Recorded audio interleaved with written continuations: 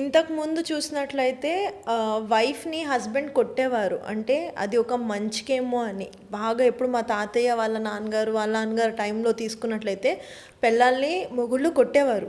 అంటే ఒక రకంగా ఇప్పుడు ఆలోచిస్తుంటే నిజంగా పెళ్ళాన్ని మొగుడు కొట్టడమే కరెక్టేమో అని మా ఆడవాళ్ళకి ఆ ఫీలింగ్ కలుగుతుంది. అంటే ఎగ్జాక్ట్‌లీ. ఇక్కడ ఎవరిని క్రిటిసైజ్ చేయట్లేదు. నో. నో. వై? బికాజ్ ఒక ఆడది నోరు అనేది అదుపులో ఉండదు.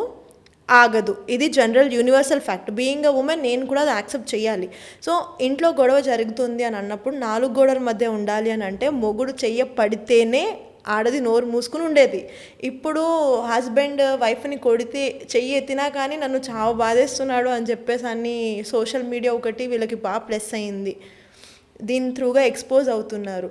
సో అంటే ఎప్పుడైతే హస్బెండ్స్ ఇంకా వాళ్ళు కంపోజ్ చేసుకుని ఉంటున్నారో ఆడవాళ్ళు రోడ్ ఎక్కడం స్టార్ట్ చేశారంటారా? అంటే ఇలాంటివి కొన్ని రీల్స్, కొన్ని కంటెంట్స్ నేను ఇన్స్టాగ్రామ్లో చూస్తున్నాను. అందుకని నేను ఈ క్వశ్చన్ అడగాల్సి వస్తుంది. నన్ను మీరు అన్న దాంట్లో నిజం ఉంది.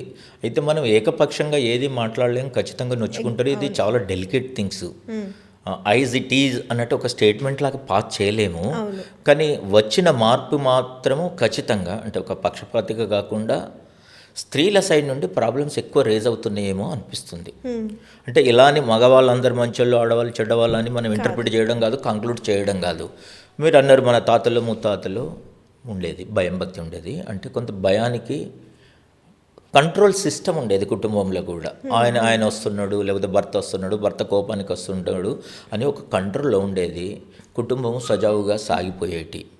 ఈవెన్ విడాకులు ఉండేటి అనమ్మా? లేదు. విడాకులు ఉండేటియా? లేవు. ఓకే, విడాకులు తప్ప అని అడగచ్చు.